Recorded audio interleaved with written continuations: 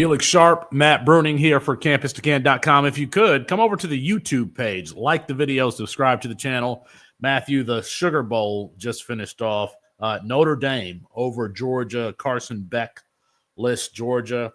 I would say that, I don't know, it was a fundamental game, and I would say that, it was just an offensive thing, but let me see the stats here. Yeah, Georgia actually had 16 first downs to Notre Dame's 11. I mean, it's not like offensively that Gunnar Stockton wasn't competitive in this game. It's just they just couldn't score.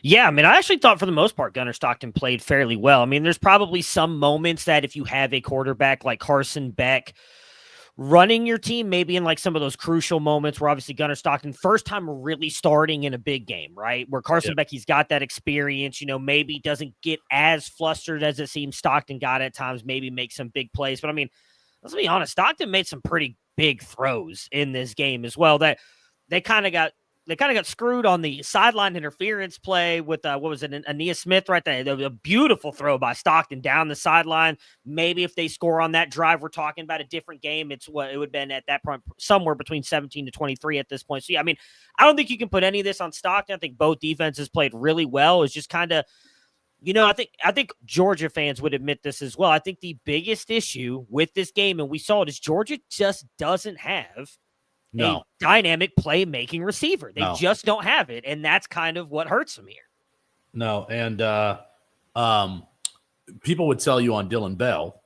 I mean, some people here at the company would sell you on Dylan Bell's versatility, his ability to line up in the backfield, play X, what have you, a little bit of a Debo, but he obviously had a huge drop that would have been a touchdown in this game. Now, they ended up scoring on that drive, but I think that play is emblematic of the fact that Georgia doesn't really have a dude.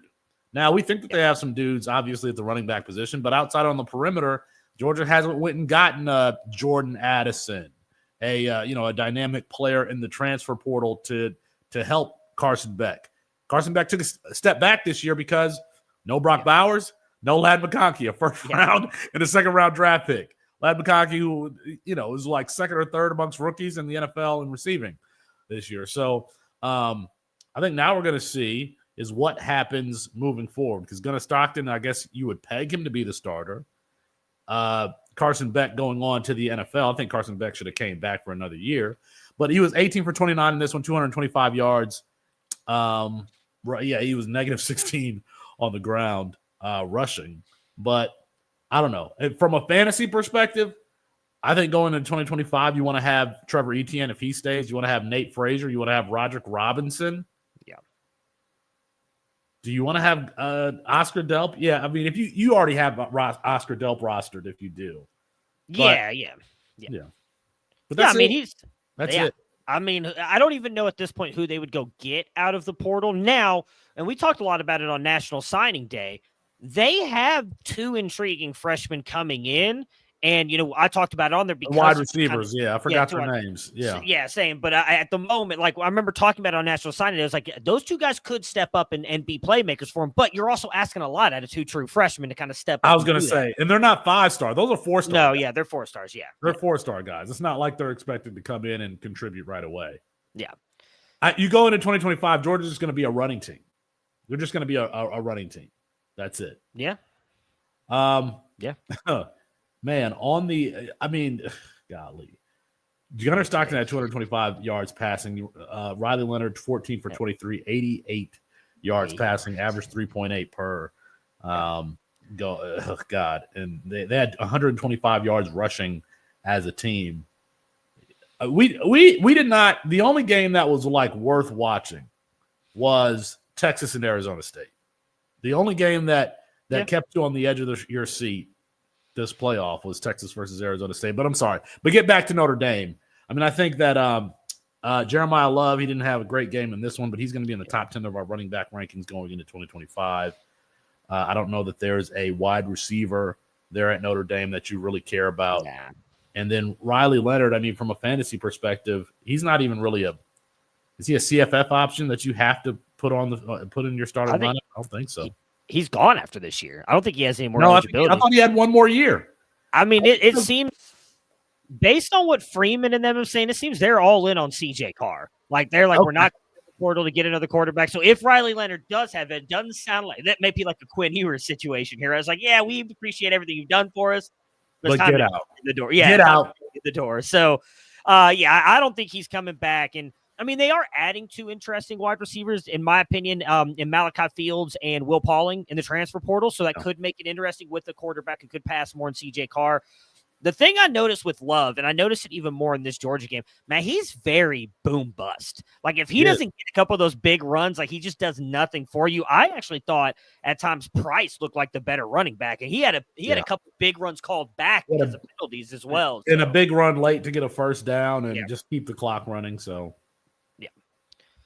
defensive battle. It's a good game. I mean, it's going to be an interesting matchup next week. I mean, them versus Penn State. It's who can out-boring each other. Who can out-boring each other. Yeah. The theme for me this playoff season is how these playoffs have not been good for college football.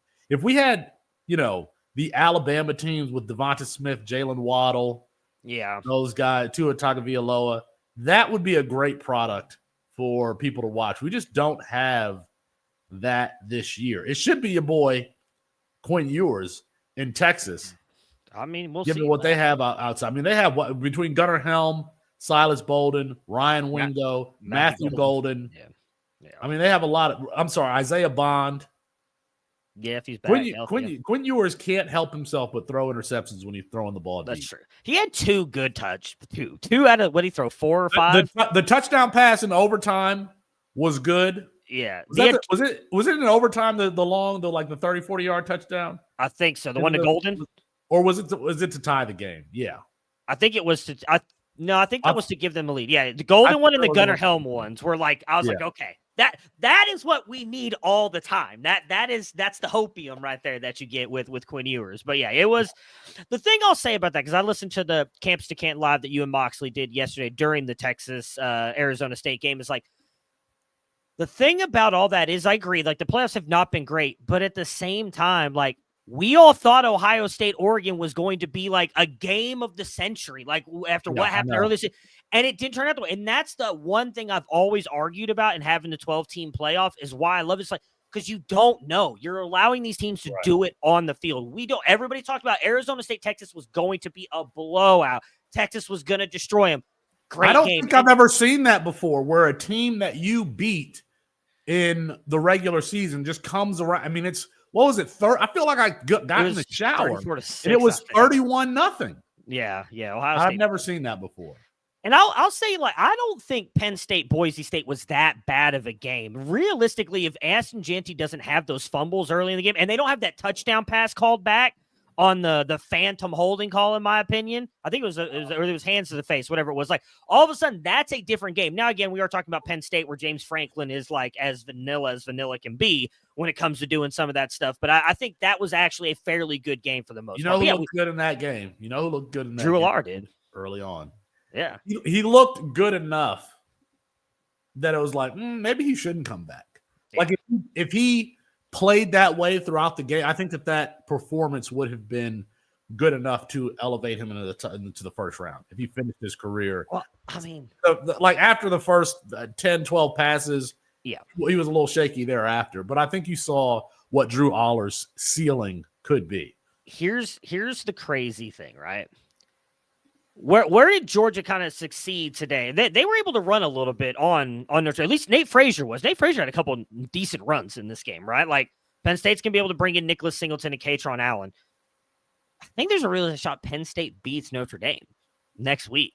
So you're talking about possibly Penn State and Drew Allard being in the national championship. I mean, if he goes in there and plays well, and he did not play bad. He didn't play great, but he did not play horrible against Ohio State. I mean, that was definitely a defensive slugfest. Will Howard threw, I think, like a pick 6 on the first play of the game for Ohio State. And I think they only, if I'm remembering correctly, Ohio State only won by 3.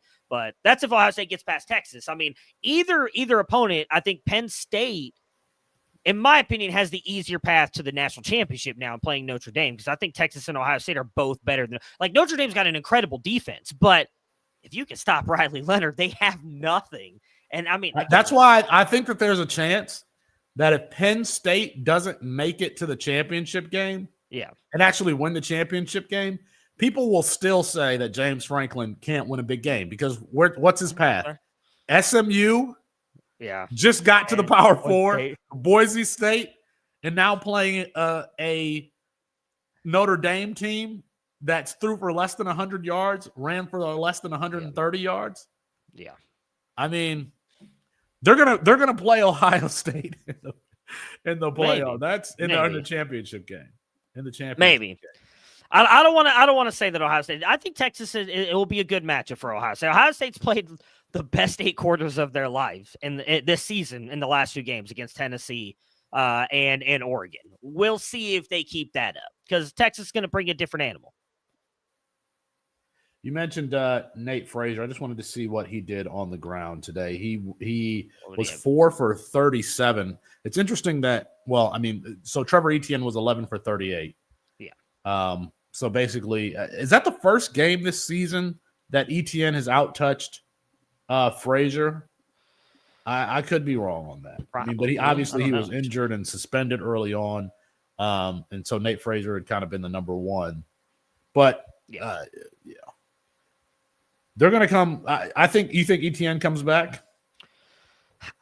I mean, I don't think he's done enough to go to the NFL. It's an interesting class with how good Jantes look. Obviously, it's a really good class, which is why I think it's a really good class and a really deep class. He would get lost in the shuffle if he won. Kind of like Travion Henderson last year. If he comes back, I mean, we've been talking. A lot of people have been talking about. I don't know us necessarily, but a lot of people have been saying Jeremiah Love, number 1 running back 2026. I think you take Trevor Etienne over Jeremiah Love just because he's already got the NFL build. The class of 2026. Okay, not number 1 overall. Okay. No, like the number 1 running back in that class going into the year. I mean, Love is very explosive. Don't get me wrong, but Etienne brings you Etienne a more well-rounded skill set. He's your typical NFL back. Third, the first down run for 4 yards. I agree with that. I mean, Etienne, I have Etienne as my running back 3. I have him as Frazier, Haynes, Etienne. I think that's my top 3 going into 2025. Okay. Do you have your top 5 yet? I know for sure I have Haynes as my number 1. I don't remember. I think I just dropped Baxter. I think I still had Baxter up there as like 5, but I think I just dropped him. So I do expect him to come back. It'd probably be Haynes. Here, you look up yours. This is what I've got. I've got Nate Frazier, Justice Haynes, Trevor Etienne, Caden Durham, Darius Taylor. I got to take Ollie Gordon out since he declared. Jeremiah Love, CJ Baxter, Isaac Brown, Quentin Joyner at 10. And I got Jordan James just outside of the top 10. Trying to pull mine up the website. I'd be interested to see where you have Jamarian Miller because I'm assuming he would be more of a bell cow for Alabama next year. I don't know that they would give the ball or that he would split time with Richard Young. Now Richard Young did play against Michigan, but let's not forget Jamarian Miller had 73 receptions in high school and hasn't really been deployed as the kind of scat back that we thought he would be, the James White type player that we thought he would be at Alabama. So he still has that. I don't know that he's necessarily as explosive as Justice Haynes, which is why I have Justice Haynes number 2. You have Haynes significantly ahead of Miller also. Yeah. I mean, I think yours. So I'll give you my top 5 because I'm still working through some of these other ones and trying to figure out exactly how I want to rank this. I need to get a lot of my NFL guys out as well. So I've got Haynes number 1, Etienne number 2, Frazier 3. I still have Ott up there because I'm not sure if he does. I have not seen him announce that he's coming out to the NFL, so I'm assuming he stays. Darius Taylor at 5. I have Jamarion Miller at 6 right now. Caden Durham at 7. Cedric Baxter there at 8 is kind of, and then Taylor Tatum at 9.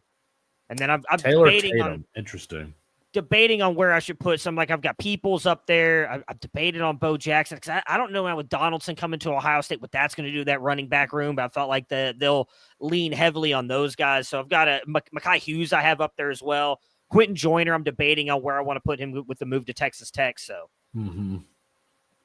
Justice Haynes with Michigan's volume is going to be a really interesting pairing because I think of Justice Haynes as like a guy that you want to get out in space, kind of the way that USC uses Jaquavius Marks. Michigan's not going to do that, but they're going to have 4 tight ends or whatever on the field Yeah. a fullback, and just hand it to him, and he should be able to make the most out of that volume. Yeah. What other games do we need to react to here? I mean, people have already heard our opinions on some of the other games. I mean, we didn't talk at all about if we want to talk Arizona State, Texas, then we got obviously Ohio State, Oregon is the other one. I mean, I don't know if there's much else to mention on Penn State boys. I mean, I will say, I thought again, Ashton Jeanty played very well going up against arguably the best rush defense he played all season. Still put up over 100 yards against him. I thought I think he's probably the number one back in the class. It'll be interesting to see what happens with him. Obviously, you hate to see. Yeah, he'll be a first-round pick. Even on some of the plays where he was getting, 3 yards, he would break 4 tackles to get the 3 yards. Yeah, that offensive line wasn't helping him much. No, it wasn't. And as I said to Chris yesterday, it's really the line play where the G5 teams just can't compete with the Power 5 teams. Yeah. Your offensive and defensive line. You might have an Ashton Jeanty. You might have some special skill position players from year to year, but the offensive line, I think, is where those G5 offensive and defensive line is where those G5 teams just really can't compete on the Power 4 level. Yeah. Can we talk about how Sam Leavitt deserves to be like a top 4 quarterback? I mean, I thought he played great in that game, and not early on. Early on, he looked bad. But then in that second half, the dude came out there. He made some great passes. I hate that he had to throw the pass. I would have loved if they upset Texas. I've got him at 8, and you can convince me to put him ahead of Arch Manning and Dylan Royola because I would definitely got more experience. Rayola not going to bring you any rushing upside the way that that's true. That Leavitt will. Or where do I have Leavitt right now? If I take out my NFL guys, I have him at 5. I'm starting to lean towards what I've actually seen on the field versus what I haven't. So I am going to move Sam Leavitt ahead of Arch Manning. Now, there's no way that if you did a startup today, they would not be drafted that way. But I mean, I'm starting to have more faith in the sample size that I've seen versus the one that I haven't. Yeah, I mean, in my opinion, he's played really. I mean, going into that game is like a 16-1 touchdown to interception ratio over the last 7 games. Like, he's played really well. I thought he played again against a very good Texas defense with no Jordan Tyson, with no weapons whatsoever. And now he's going to get Jordan Tyson. They just added Jalen Moss from Fresno State in the portal. There's still rumors that they might get Zachariah Branch. I mean, I still trust Kenny Dillingham. I like the move of Kanye Udo. I know. They've kind of been crapping on that in the Slack channel today about that. But I think he's going to be. I think he does more for that offense than what Kyson Brown does. So, like, I like that addition there as well. Like, I mean, the sky's the limit for Leavitt because he's progressed too. Yeah, I mean, I said at the beginning of the year, I didn't think he was going to be that good. Like, I mean, he ended up finishing the year for missing practically 2 games. He missed a full game. He got knocked out in the second drive of that. The game was like the 3rd game of the season. Missed 2 full games of the year for the most part, and ended up finishing as a top 24 fantasy quarterback. Like, and with not a ton of rushing either. We didn't see him do a ton this year of that. So I think, I mean, obviously he can do it. He had 13 for 60 in this one, and they needed several of his first downs on the ground, including. Like there was, one scramble that he had. What was that, like 3rd and 14 or something? And he gets him down to the 2 or 3 yard line on that scramble. I was getting so pissed off because my Twitter timeline was updating faster than the game or how I had the game watching. I'm just like, because that was a critical 3rd down that where Sam Leavitt scrambled for the first down. Sam Leavitt 24 for 46, 220 yards, no touchdowns, 1 interception. And that one. And again, I mean, you got to give him credit the fact that he did not have Jordan Tyson in this one. I mean, Tyson and Leavitt are both top 10 assets going into 2025 at their positions. Yeah, I think so. I mean, it's going to, like I said, it's going to be interesting to see what happens with, obviously they leaned so much on Scatterboo toward the end of the year. I mean, he had almost 150 yards rushing, 2 touchdowns, had a passing touchdown in that one as well. Just an incredible player. I'm excited to see where he goes in the NFL draft. But yeah, it'll be interesting to see what that team looks like. I don't know that Cam Scatterbo gets drafted before like late day 3. I just don't think so. No, I don't think so. I know he was a high effort guy, but he just had. I mean, you saw him get caught from behind. Yeah. And I don't know that he's going to be the tackle breaker in the NFL that you see in college. Sure. Great story. Story. Mike Hart. He's like a Mike Hart type. Yeah. Mike Hart let's see where was Mike Hart. Do you remember Mike Hart at Michigan? I do. There's a lot of people comparing him to the Vikings old running back, Toby Gerhart. Yeah, that was the one I saw a lot of people talking. They just compare to white guys. I would say that Cam Scatterbo reminds me of Mike Hart. That's who he reminds me of. Like a good player who's productive but doesn't have the athletic traits to be a weapon in the NFL. Yeah. By the way, I would just like to point out something else here. Since I've got a moment, the mic here, because I wasn't able to be on the show. I one of the few people who tried to tell everybody not to give up on Matthew Golden all year long. Granted, did not have the fantasy season, but in big moments, dude. I mean, 7 catches for 149 yards and a big touchdown in this one. Was big in certain moments throughout the season. I think he's gone now at this point. I mean, I think he's played well enough to be a day two draft capital guy this year in the NFL draft. Really good wide receiver. The guy we were high on. I know Austin posted he was like a wide receiver 14 or something in that class. But not only was he a wide receiver 14, like we knew that you wanted Dana Holgerson wide receivers. So he was a guy just like Lenore Sellers or Quinshon Judkins or some of these G5 guys that we had. He was G5 at the time. Yeah. We said you need to go out and get him. So our audience, they've got Matthew Golden rostered. They've had him rostered since he was a freshman. Yeah. That was just I just wanted to give our recruiting team a little shout out on that because we were fairly high on him compared to I think the rest of the services were 30s, 40s, and we were like, this is a guy you want. And even the transfer up to Texas, we talked about how that could be a great move for him, even though he kind of, mainly because of the injuries, kind of disappointed a little bit at Houston compared to what we thought he might be able to actually do. I don't know who to compare him to just because, I feel like I would need to see one more season of production and him being like he grew into the number one spot. Yeah. So I don't know what to expect from him. But obviously, if you have him rostered in the Campus to Canton League, I mean, who cares? You got a body going from your college team to your NFL team. And I think it's fair to say if we were wide receiver 10. Wide receiver 10 for Austin. Yeah. Assuming we put this on the podcast channel, Austin in the chat said wide receiver 10 for Golden. What was it? What was I going to say? I wonder if maybe he doesn't have that good a year if Bond doesn't get hurt. I still think he probably does something close to that because even when Bond was out there at times, Golden was the guy that they would go to in those big moments. But I'm sure Bond being out probably helped elevate him a little bit more in this offense.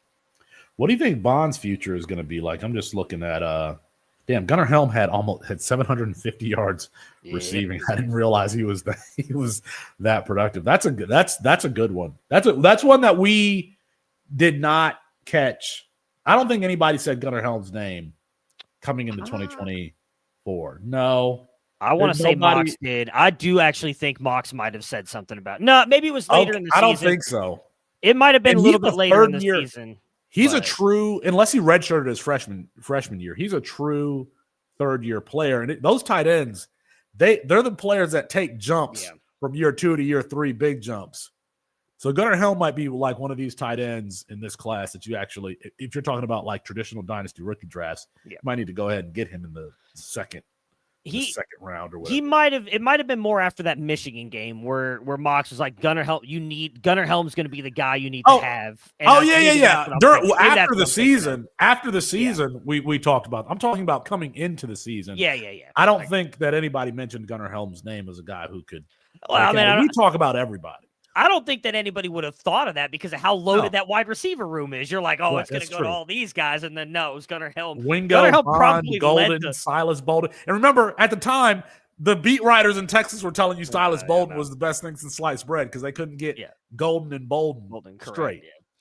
Yeah, that's still pretty embarrassing. What do you think about Isaiah Bond's like prospects for the next level? Because he obviously didn't have the season that we thought he would. Yeah, I think he's probably like a round 3 pick, maybe. Like he's going to test well, right? Like athletically, he's going to test really well. But like I think even if you go back to his time at Alabama, he was very inconsistent. I don't know that he's put enough on tape that the team's definitely, I don't think, going to take him in round 1. Maybe he's a round 2 guy, but I think and he had been projected in round 1 in some mock drafts, but there's no way that's happening. Yeah, but I mean, in fairness, I think a lot of the people did that because, and we talked a lot about it, and in fairness, different viewpoints. You guys mentioned because of Quinn's struggles with the deep ball. I mentioned because I just didn't think he was going to fit in the offense that well. I thought it was going to be Golden. We kind of had our reservations about him coming over here because everybody saw him. And what was the word around? Everybody's like, oh, the new Xavier Worthy. He's going to do exactly. And I was like, well, man, He's I mean, a similar Quinn, style player, too. Yeah. Like you guys said, Quinn struggles with that deep ball. Can he get it? And I was like, man, I don't know. He played so much in the slot at Alabama. Will he be on the outside like Worthy was? So there's a lot of questions from us on that.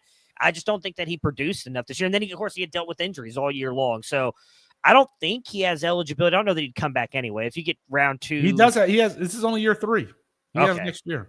Man, maybe he comes back. I mean, you got a guy like Arch who, at least in the small sample sizes we've seen, has not struggled to throw the deep ball. Maybe he comes back. I think he's easily the wide receiver one for that team. If I'm Texas's collective, he would make more money at Texas as their number 1-ish, number 2 wide receiver than he would as a 4th round, 5th round draft pick, because that's where he's headed right now. Yeah, oh man, I mean, what the rumors are that they're going to be right up there with Ohio State, and someone else is paying over $30 million in NIL this year for their rosters. So I mean, why not pay Isaiah Bond? Because I mean, who else are you going to have? Said if Golden goes, we know Bolden has to go because he's out of eligibility at this point. Wingo and Moore has been playing really well. Good. Moore might be your number 1 next year. But here's the thing, like I said, you're losing Golden. You're definitely losing Gunnar Helm. Helm might end up being a round 1 pick at this point with the way he's played. He might be. So, I mean, he might be. Yes, you're losing your 2 most productive receiving weapons at this point. Don't get me wrong. Wingo's been really good as a true freshman, but he still is a raw receiver. Oh, yeah. Sark does a good job of getting the ball in his hands. He's like Luther Burden as a wide receiver. Yeah, which scares me. A big tall Luther Burden. What I actually think could hurt if Bond comes back is I think that almost solidifies the room as like a Bond, Wingo, Moore room, which then hurts the true freshmen that we thought could come in and Jamie French and Khalil Lockett and actually take a step forward and possibly, I don't think they'll be year 1 zeros or one of them will be, but yeah, it'll be interesting. I think if you're Texas, why not? I mean, give Arch 3 really good weapons. You'll still have a good offensive line. I think at this point. And I'm sorry, this hasn't been settled yet, and it will be soon. What would you put the chances of Quinn Ewers being on that team in 2025? I put it like 5%. Exactly. I think it. Now, I don't think. And he's not going to the NFL. Yeah, I don't. He's not going to the NFL.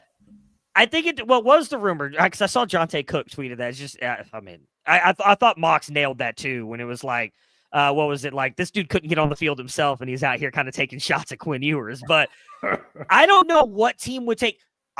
So I'm going to tell you guys this, and I don't know. This could just be talk. You guys might have mentioned it as well. I don't know. Come on.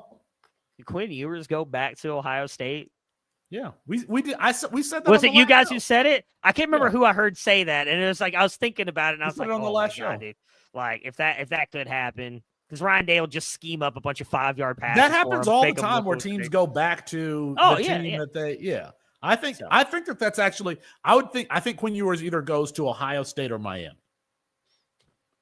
When Quinn Ewers enters the transfer portal after next, I don't think it's for sure that they lose next week. So I'm gonna put that. I'm not gonna say that it's just everybody's whatever.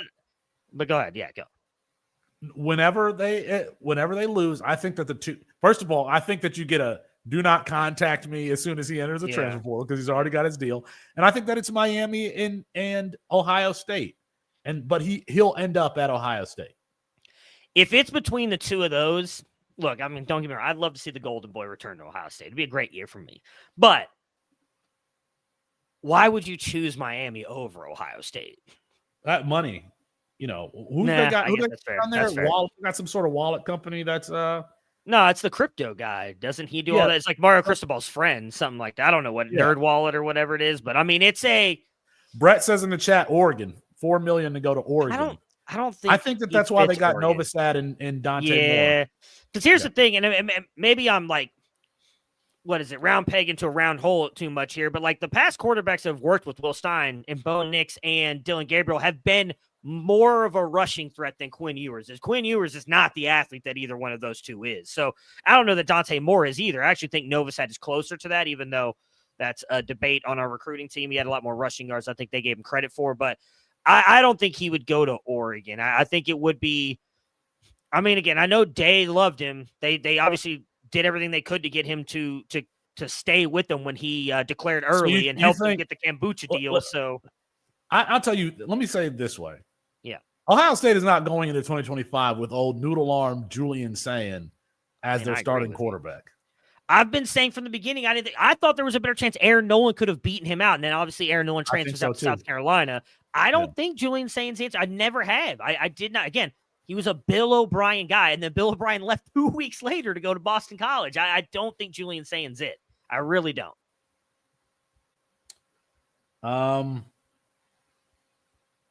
What other these games? Let's see. What do we think of Oregon now? That they undefeated season, dominated everybody for the most part. I mean, they had like one bad game, and just to get splits like that. I mean, that was.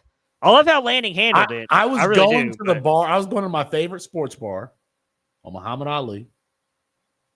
And shout out to Adam at Parlay. And I got in the shower, and by the time I got to the it was 31-0. I'm like, yeah, what is going on here? Now it looked like Oregon could have made it, a little bit of a game in the second half, but it just, you go down 31 points in the second quarter. It's hard. What to make of them? Evan Stewart, I think, comes back. I think he has to. You pair him with DeCorian Moore. Jordan James is going to be back. Is Ferguson back? Even if Ferguson's not back, everybody likes Keon Sadiq. Like they bring back Trayshawn Holden is back. Casper's back. They bring back all of their skill position players, and they add DeCorian Moore. I think Holden's out of eligibility. I think Holden and Johnson. I looked at this before. Yeah, Tez Johnson is. Yeah, I know Tez is. I'm almost positive Holden is as well. I'm assuming Evan Stewart comes back. You pair Evan Stewart, DeCorian Moore, Keon Sadiq, Jordan James. That's a very good. Holden is not back. That's a very good set of skill positions in college football, whether it be Novosad or Dante Moore. I'm hoping it's Dante Moore. I'm hoping it's Novosad. You should, that's your boy. You should have him on. You should bring Novosad on. I'll reach out to him. Yeah, it'll be great after. It sat there for 2 years, so we'll see. But I think it'll be an interesting quarterback battle. I don't think it's just lined up to. I know everybody expects it to be Dante Moore because he just went back there and everything, but I don't think it's. He went back there. He was the second quarterback on the field in the spring game. He appeared to be the backup. Yeah. What have you. So, but I think that he preserved his red shirt this year. So Dante Moore technically still has 3 more years of eligibility after this season. Yeah, it'll be interesting what happens with Oregon. I thought they've kind of just got destroyed every time they've made it into the playoffs. They lost to Ohio State, obviously, that national championship game. What was it? They were the ones that didn't they get? Weren't they the ones that played Auburn? Cam Newton? Am I remembering that correctly? I don't remember. Was that a Marcus Mariota team? I don't remember. The SEC only had one argument, strength of schedule. They kept saying we play each other well. What happens? I don't think the SEC, the Citizen says the SEC only had one argument, strength of schedule. They keep saying we play each other well. What happens when the SEC is bad? It's an overinflated strength of schedule. I don't disagree. I think there were no great football teams in college football this year. Yeah, they're just not, the SEC, the Big Ten. If you ran this playoff back 3 or 4 times, I think you would have different teams win every time. But to tell you the truth, I think Oregon could beat Ohio State if they played. They did. Yeah, they've already done it. Yeah, obviously, you're right. They already did. Arizona State. You give Arizona State a healthy Jordan Tyson, I think that they could potentially beat Texas. It's one where anyone could win it. Which is, I think that sports are better when there is a target. There's either a dynasty team, or there's a villain like the Miami Heat, or there's the Nick Saban's Alabama teams with Tua and all that. We just didn't have that this year. Next year, it'll be Lenore Sellers, Arch Manning, Bryce Underwood at Michigan. If Quinn Ewers transfers to Ohio State, it will be 2025 will be a more exciting year because of. We'll see more players that are not starting for the first time. They will have some years under there. We knew that 2024 was going to be a year of development and weird stuff happening. Well, I think honestly we could see. Now, I think we will get those teams. I don't know that we'll get a dynasty like Saban. We may never see that again, and even possibly what we saw with Kirby and Georgia. I mean, they're still a very good team that obviously could had a chance. Maybe if Beck's out there, could have beaten Notre Dame today. Have been a really good team as well. But I wanted to bring this up earlier because you guys mentioned this, and the reason I actually don't think the 12-team playoff has been a failure is I actually think it has brought in more casual fans, because if you were to even go back last year, Arizona State fans are not watching a game on New Year's Day and cheering and watching that stuff. Texas fans may not have been, because Texas lost multiple games. Like this, Boise State fans were excited for the Liberty Mutual Bowl against Ole Miss tonight. Like, it did bring in those things, and that's kind of been that was, again, one of my other arguments that I've made for why I wanted to see the 12-team playoff, was it brought in those teams. And again, Arizona State played well. For everybody talked about Big 12, down conference, can't handle the SEC, had a chance to beat Texas, the only remaining SEC team in the playoff currently. Boise State, I think, could have beaten Penn State had one or two things gone the other way. So I think that stuff and that part of things did kind of bring more people into the fold, because now you have fans who believe, hey, we were this close, we can do it next year. Maybe it's an Illinois who just beat, who did they just beat? South Carolina and Lenore Sellers. I mean, You got Michigan, who in a down year just crushed Alabama. How many times can we beat Alabama and Ohio State this year? Like, there's so many teams that are now going into next year thinking we can do what Boise State did. We can do what Arizona State did. And Kenny Dillingham did that in a year. That's what I think this weekend did in helping college football. Has made I don't think fans those are bad points. Believe I don't think that those are bad points. Since you mentioned Alabama, can we talk a little bit about Jalen Milroe? People are killing him on Twitter, acting like it wasn't like a Category 5 hurricane that the first half of that game was played in. I'm just like, what are y'all talking about? And then, I mean, obviously, the weather cleared up, but they're still playing in wet and mud and all of that stuff. I'm not holding that game against him. I'm not holding it against him, but I think Mox made a really good point with you on the show yesterday, where we just have not seen any progression from him. He's just been the same player. And when you talk about him being with a guy like Kalen DeBoer, too, who we consider one of the best offensive minds in the game, and we as he mentioned, Lenore Sellers, we saw, sure, it wasn't great at the beginning of the year, but all of a sudden, the back end of the season, we're like, okay, this is the guy we were kind of hoping we were going to see. Could he take over college football next year? We haven't seen that at all from Jalen Milroe. My only rebuttal to that is, like, where has Alabama been, like, at the wide receiver recruiting the last couple of years? They have not been good. Yeah. Talking about a Guy Hall, JoJo Earl, Ja'Cory Brooks, following that up with what? Kendrick Law. Who's the guy? Kobe Prentice. But there's a guy who hasn't played a lot. He's been injured. I can't even think of his name. I don't know. You would know the name if I said it, but they just haven't. They have not recruited the wide receiver position like they have in seasons past. Okay, that's fair. Who did Lenore Sellers have to throw the ball to that was that talented? I mean, he had. That's why we had him ranked. That's why we had him ranked so high. That's why I had him in my top 5 or whatever it was. Without having started. Say what you want. Jalen Milroe had Ryan Williams, who was that's true. Pretty good this year. I can't so even. That's true. For me, it was just more that. Like, I just feel like we never really saw a progression with him, and you would have hoped, and maybe this was actually, maybe some of this was actually more on DeBoer, and DeBoer just being like, which we've talked about before, like, college coaches, they're not necessarily here to help develop you. They're here to win games. And DeBoer was like, this dude's an athletic freak. I'm just going to use him as a running back, and didn't really improve any in the passing game at all. I thought it would have been better him to hit the transfer portal and try and go somewhere else like a Jalen Hurts did and go into Oklahoma. And all of a sudden we saw him as a different passer. Because, I mean, sure, he's probably going to get drafted day 2 because of how athletically gifted he is, but he could have been a day 1 guy. He could have been a top 15 exactly, guy. Yeah. Because you take the elite athleticism, and it's not like he doesn't have an arm. He's not consistent all the time as a passer. Had he gone to a Lincoln Riley, a Steve Sarkisian, some quarterback whisperer, he could have been elevated into the first round. And he's not going to be a Senior Bowl guy either.